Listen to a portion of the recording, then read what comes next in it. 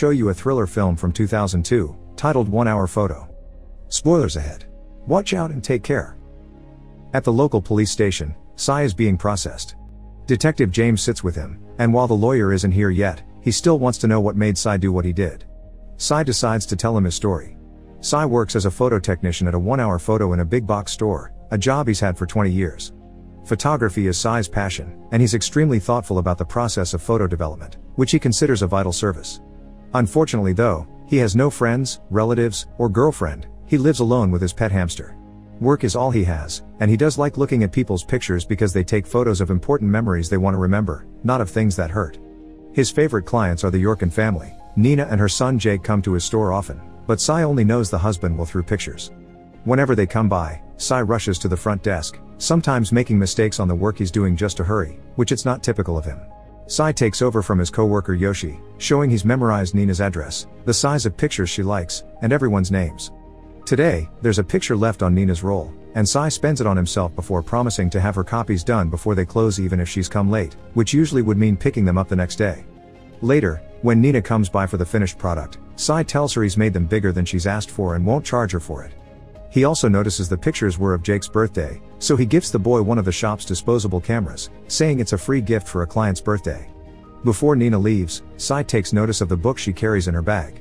When Nina makes it home, the family looks at the pictures together, and Jake explains to his dad that the last picture is Cy the photo guy.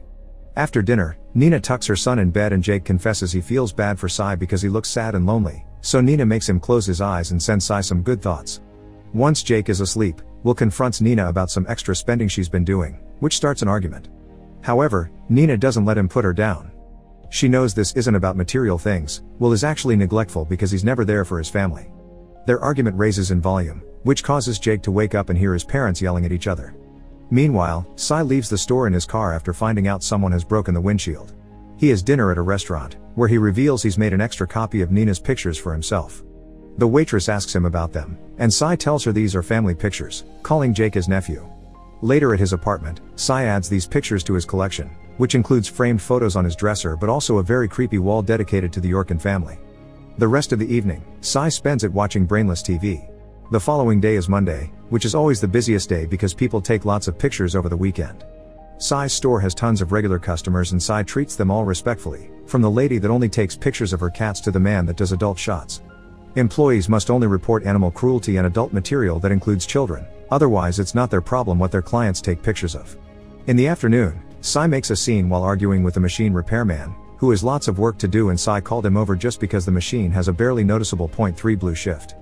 The mall's manager Bill sees this and approaches Cy while he's having lunch and daydreaming about being part of the Yorkin family as he stares at a picture of them. Cy hides the picture as soon as Bill sits in front of him to scold him about what happened earlier, and after Cy promises not to make any more scenes in front of the customers, Bill reminds him he's never used his vacation time.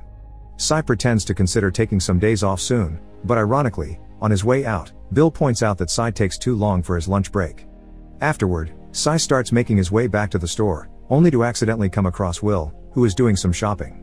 Cy introduces himself and tries to do some small talk only to be very awkward at it. Since Bill is keeping an eye on him from his office, Cy cuts the conversation short, but only after telling Will that he's very lucky to have such a beautiful family and perfect life.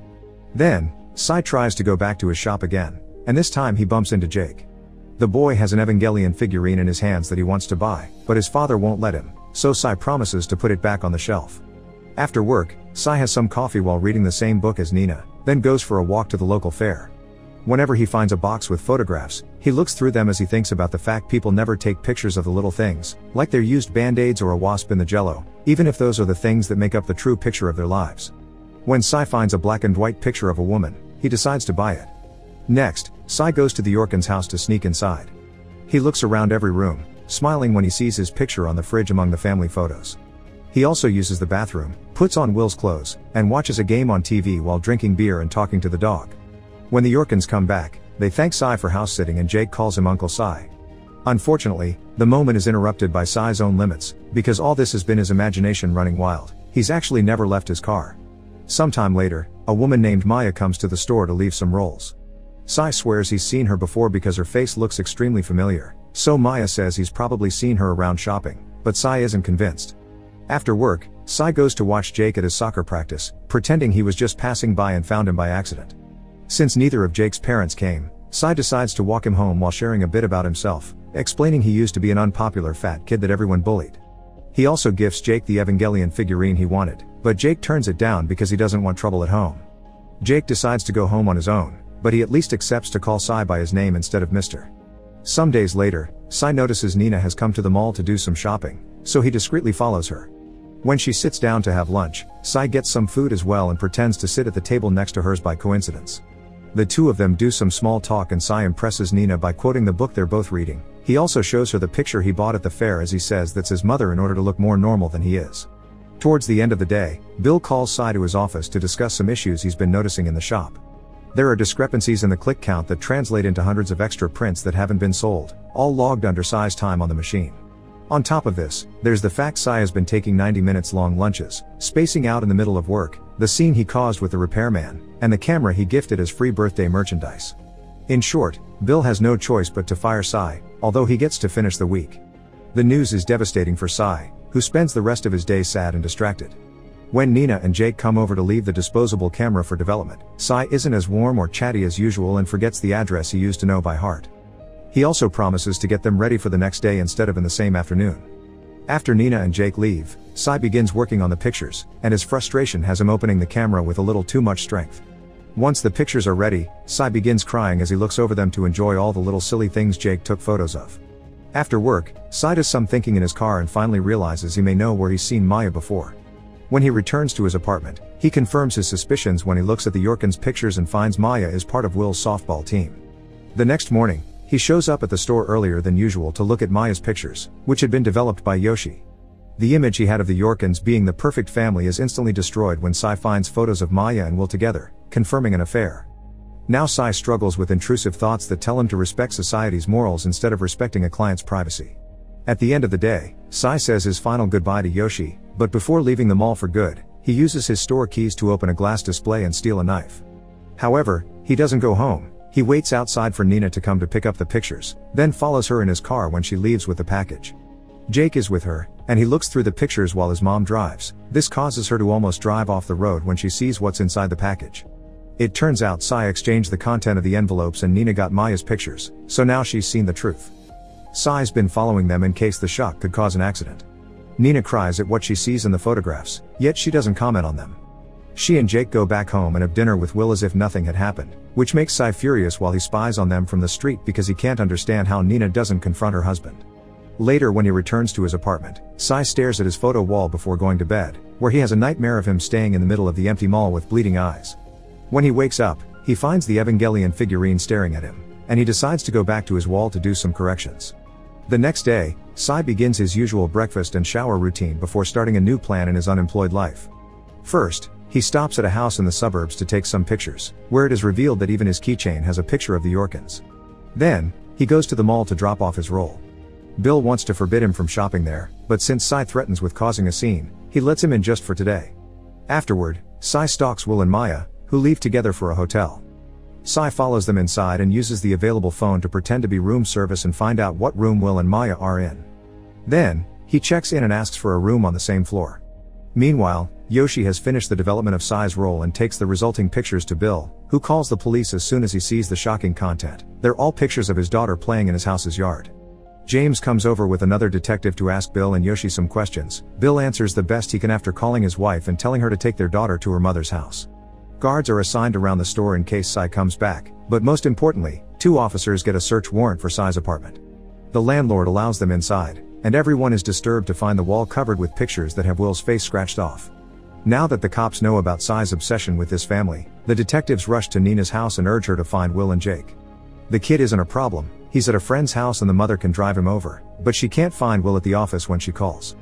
Suspecting what's going on, Nina tells Will's assistant that she knows of the affair, which gets him to confess where Will has gone. Back in the hotel, Sai goes to Will and Maya's room, covers the peephole with a sticker, and then knocks on the door pretending to be room service. As soon as Maya opens the door, Sai forces his way inside and threatens them both with his knife. After closing the drapes, Sai makes the pair get in inappropriate positions on the bed, then proceeds to take pictures of them like that while constantly degrading them and saying it's supposed to be a fun game. Once he's done, Sai goes to his own room to wash and rest. However, a light at the window calls his attention. It's the police siren.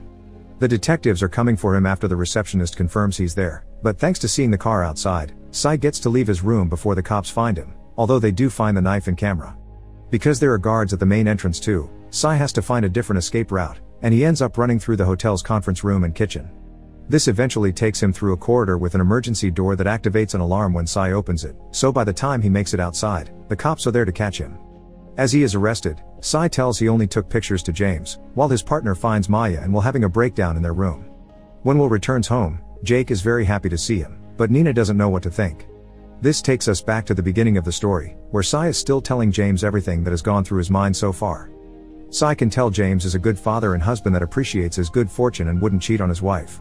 At first, it seems Sai is comparing James to Will, but then he begins talking about a man that made horrible demands of his children, implying his own father had used Sai and his siblings to take sick, inappropriate pictures when they were just kids. Sai is incredibly angry because Will had it all, yet he threw it away, meaning he isn't a good father either. James understands Sai better now and sees the trauma that shaped this poor man into what he is now. Feeling pity for him, James decides to share the pictures they developed from the camera they found at the hotel when Sai asks for them, even if they're evidence. Surprisingly, they aren't the dirty pictures, they're just photos of random objects from the hotel room, yet they help Sai imagine himself once again as part of Nina's family. Make sure to subscribe and turn on notifications so you can watch more videos like this. Thanks for watching.